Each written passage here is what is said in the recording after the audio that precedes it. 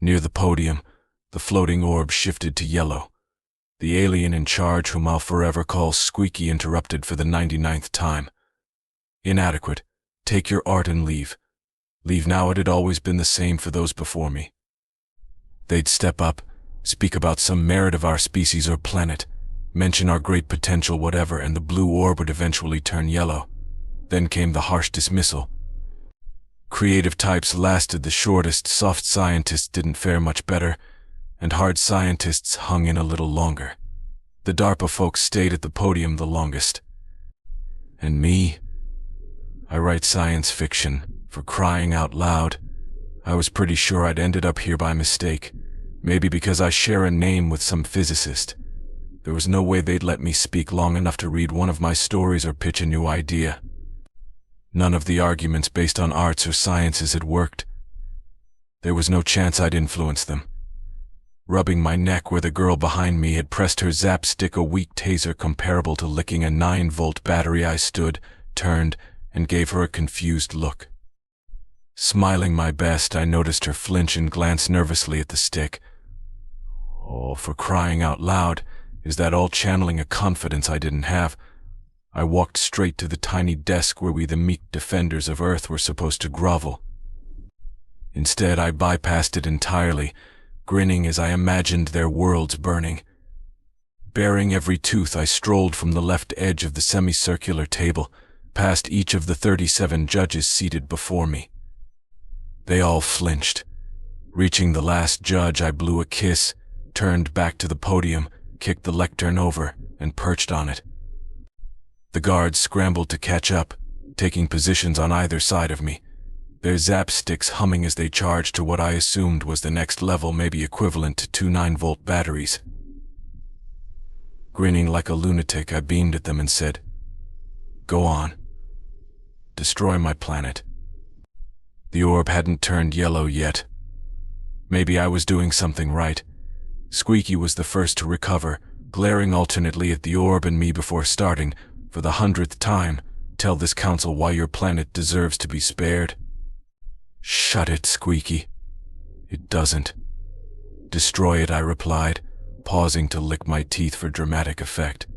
Moving from left to right, I locked eyes with each tribunal member.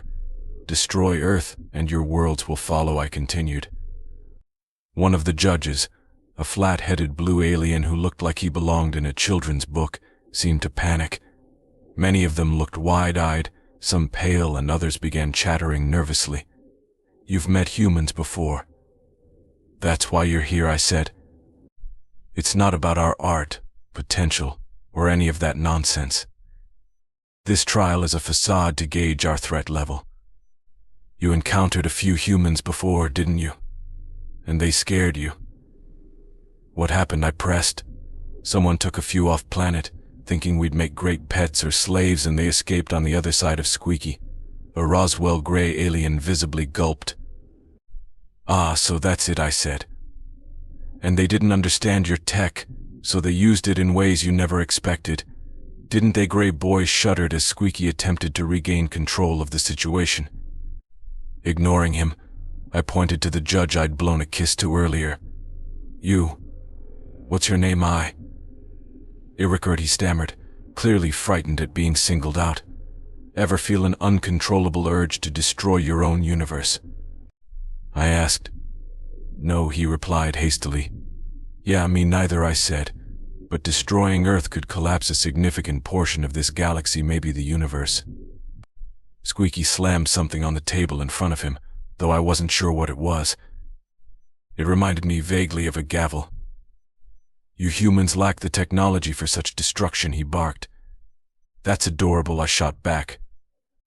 "You really don't understand us." Tightening my grin into something more menacing, I turned to another judge. "What tech did the escaped humans use, and how much damage did they do?" The room erupted into anxious chatter.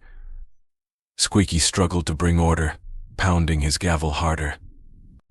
While they bickered, I ignored them and studied the blue orb hovering nearby. It gave off light but little heat. Add a flame effect, and it would make a great fireball. Imagine mages flinging blue flames hotter than traditional ones. As I imagined weaponizing it, the orb darkened. The aliens grew quiet. "What are you thinking?" human Squeaky demanded.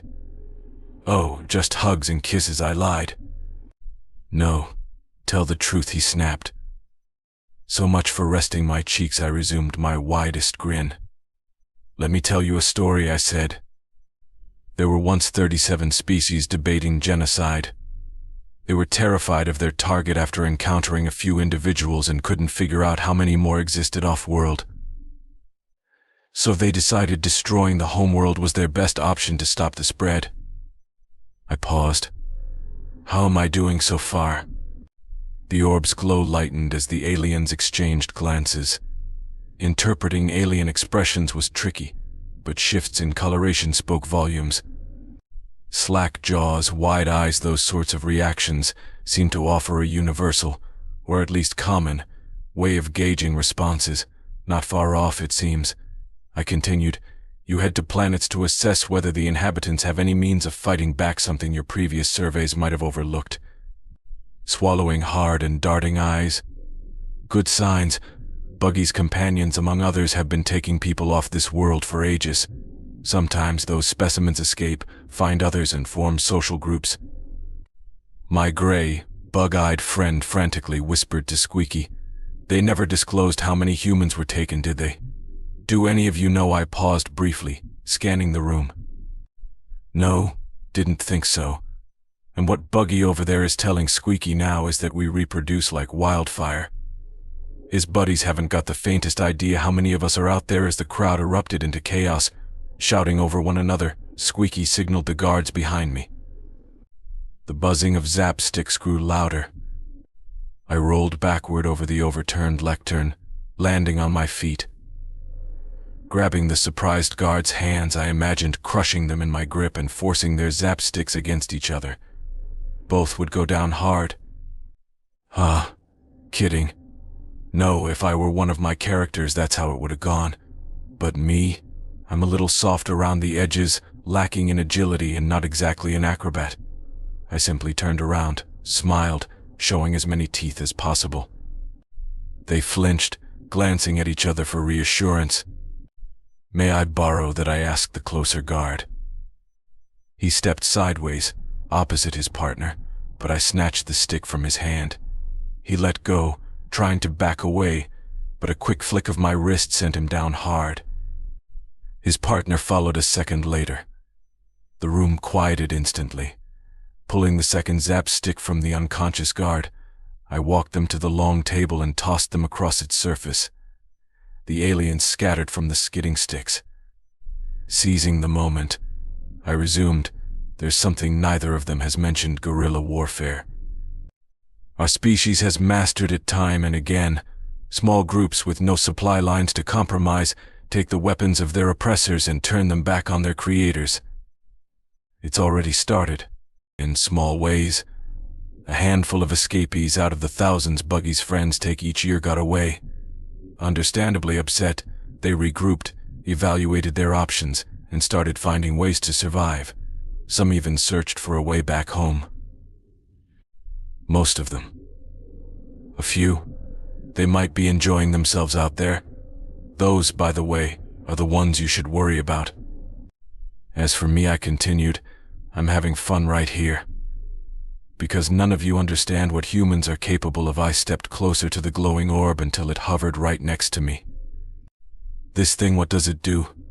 Read my thoughts?" "I don't think so. Feels more like a cross between a threat detector and a lie detector. Yellow means fret. It flashed orange earlier when others were fibbing, so red must mean outright lies. Blue. I'm still figuring that one out. Let's test it. I have murdered people, not all human, not all from this world." The orb darkened slightly. I bragged about it, told tens of thousands exactly how I did it. Even Earth's law enforcement and military couldn't stop me. The room fell deathly silent, even Squeaky. "Let me take a moment to think about all I've done," I said, smirking. "Pay close attention. Never underestimate an author. I started out writing boring utopian tales with no conflict. Then I learned You can't coddle your protagonists. Stories thrive on conflict. If you love your characters, you have to break them. The more you love them, the worse you have to ruin their lives. And I did. They suffered betrayal, genocide, enslavement, even plague, all for my amusement. Every atrocity I imagined, I inflicted. All of it true, in its way. Standing near the orb, I catalogued my fictional sins: kidnapping, murder, starvation. I smiled at the orb as it pulsed, turning a deeper navy, edging into a spectrum beyond visible light. I've destroyed stars, I said, watching the orb radiate black. Entire species wiped from existence. Billions, trillions gone, with just a thought and a gesture. And I'm just an amateur at it. Humanity, though, we've discovered this art repeatedly, generation after generation. The judges stared in frozen terror, their gazes locked on the orb. You have no idea how many humans out there are like me, I warned.